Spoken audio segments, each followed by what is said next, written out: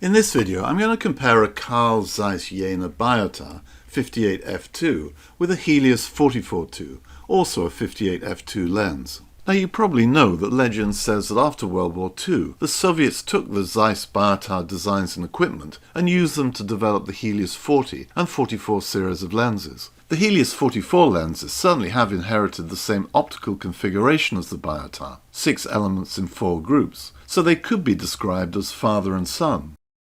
I've been asked a number of times how similar or different the images are from the two lenses. It's an interesting question, and I've been taking some side-by-side shots with my lenses to find out how they perform. It's also a relevant question if you're thinking of buying one of these lenses. The Helios 44s were produced in great numbers, and they tend to be a lot cheaper to buy. But are the old Zeiss's better lenses? And of course there are those famous swirls. Do the two lenses swirl in the same way? Both sets of lenses were produced in different versions, so I need to be very specific about the versions I'm using in this video. Starting with the Zeiss Biotar. My Biotar is an early M42 mount version, a red T made around 1950. The build quality is excellent. In fact, it's a bit of a jewel of a lens. After all the years, the focus and aperture rings still turn smoothly. Only the many tiny scratches on the glass show its age. The glass itself is hand-blown with some bubbles inside. The lens has 17 aperture blades with a clickless aperture mechanism. The minimum focus distance is 0.9 meters. Now this M42 lens is by no means the only Biotar 58mm made by Zeiss Jena. There were also exact-to-mount versions, preset versions with a different body, and fewer blades. Lenses made after my version also had a shorter minimum focus distance of 0.5 meters. But they all had the Biotar design of 6 elements in 4 groups. For the side-by-side comparisons, I'm going to use my JOV Helios 44-2 lens. This is the one with the green lettering. It's one of the most common and most popular of the Helios 44 lenses, so I think it's a good choice for the comparison. It could be described as the second son, the eldest son being the Helios 44, although the Helios 44s themselves went through different iterations. After the Helios 44-2s, there are other versions, different physical designs, different coatings, different factories, and so on. But like the Biotar, they all had 6 elements in 4 groups. My 44-2 was made in 1975, and it's a pretty rough body, but the optics are clean and great. I've been impressed how well this lens performs from the day I got it. I have a number of different 44-2s from different factories in various conditions, and it's clear their overall build quality was not up to the standard of my old Zeiss. The lens has 8 aperture blades and a proper preset aperture mechanism, i.e. with 2 rings. The Zeiss only has a single clickless ring. My lens has a minimum focus distance of 0.5 meters. I used the Zeiss and the Helios on the same mirrorless full-frame camera, a Sony A7 Mark IV.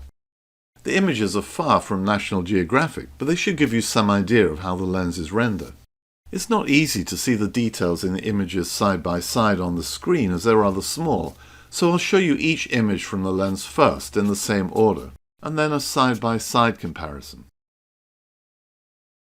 I'll begin by comparing the lenses wide open and those famous swirls. And here are the shape and patterns of out-of-focus highlights away from the center. You can see that both lenses produce the right kind of shapes and twisting that encourage a swirly look.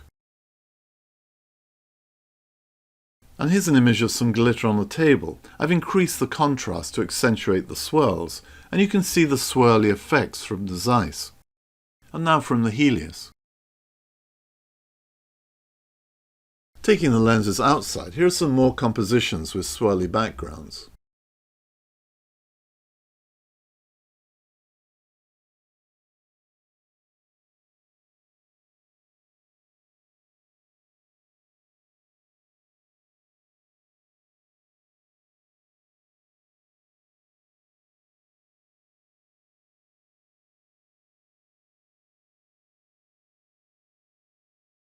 I wonder what you think. Personally, I don't think one lens stands out as noticeably more swirly than the other.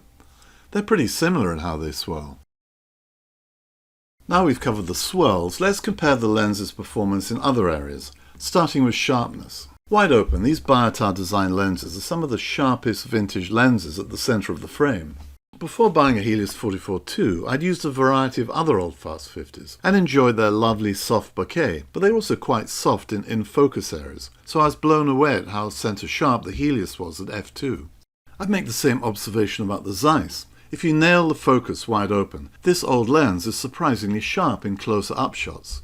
I've plenty of examples of wide open centre sharpness from both lenses, and you can see them in my Flickr albums if you're interested.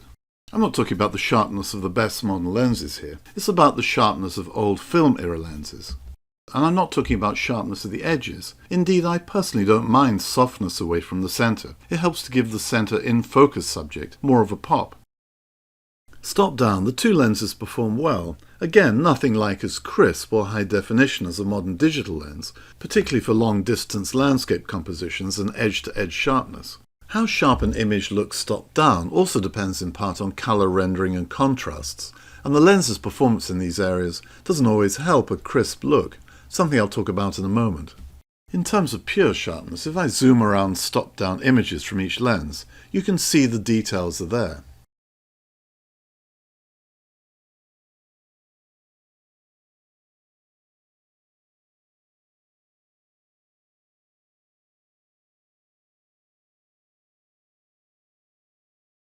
And the overall sharpness stop down from the Zeiss is impressive for the nearly 75-year-old lens. My own personal experience with the lenses is that when I look through the camera's viewfinder, the view of the Helios 44-2 looks a little sharper and clearer at any given stop down than the Zeiss. But this advantage is not always repeated in the final image. I tend not to use either lens as a landscape lens. The edge-to-edge details, colours and contrasts are not always there, but they are good lenses for street scenes and portraits. One physical difference between the lenses that can impact stop-down images is that the Zeiss has 17 blades compared to the Helios' 8 blades. This means you're going to get smoother bubbles in out-of-focus areas stopping down a little, if there are highlights in your composition. Personally, I seldom notice the Helios' lesser number of blades impacting blurred areas. Perhaps that's because I tend to use the lens wide open for bokeh-rich shots, where the blades don't make a difference. The Helios is not a lens that I find I need to stop down a little to get extra centre sharpness. Alternatively, I stop down quite a lot for shots where bokeh and out-of-focus highlights aren't part of the composition, so again the blades don't really show in the image. When I think about all the photos I've taken with these two lenses over the years, the way I describe their colour rendering stop down is as rather muted, sometimes a little murky. The colours don't really zing from these lenses straight out of camera. Blue skies don't have a strong blue pop, for example. The greens in the trees in these images, well, this is what I mean by a little murky. And bright, colourful flowers, they're bright, but the colours are less vibrant than the eye sees. Looking at these two images side by side, and others, I think it's clear that the Zeiss has more of a brown tint to its colour rendering. It's nothing like the tint produced by some vintage lenses, but it is there. I actually like a more muted effect sometimes. It dials down oversaturated compositions. And both lenses can produce excellent images for black and white processing.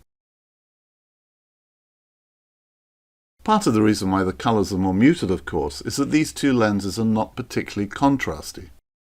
Here are some typical autumn colours against a light sky, and the images don't have strong contrast straight out of camera.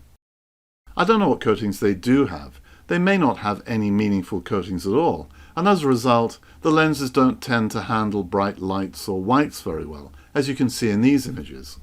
The camera's controls have been set to auto exposure, and this has overexposed parts of the image, so you need to take over the controls and try to reduce the impact of the overexposed whites.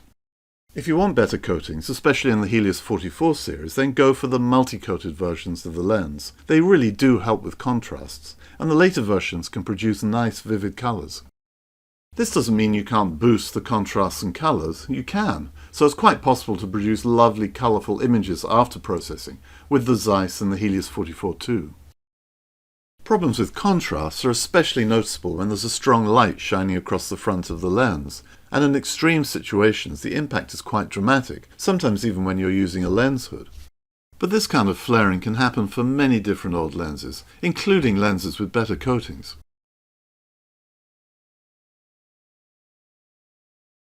With the sun pointing directly down the lens, both lenses flare in quite an attractive way. I enjoyed taking this video with the Zeiss.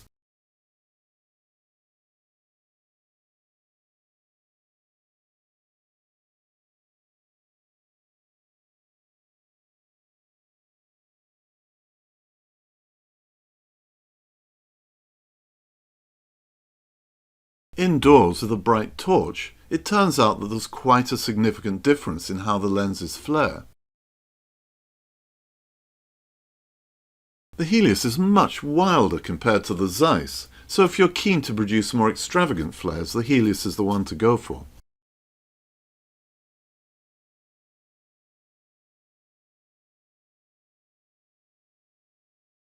Now, we can't avoid the elephant in the room with these lenses any longer, and that's the minimum focusing distances, or more specifically the MFD of the older Zeiss.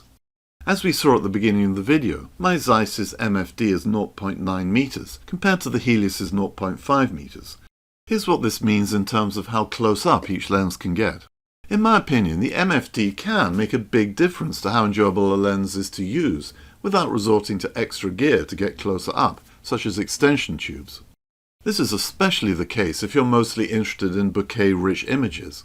Generally, the closer you can get to your in-focus subject, the better the out-of-focus rendering will be in terms of smoothness and the size of the bokeh balls, and at the same time the bigger and more interesting the in-focus subject will look. The long FD of my early Zeiss really does stop me from using the lens more. It restricts the kind of compositions I can easily do.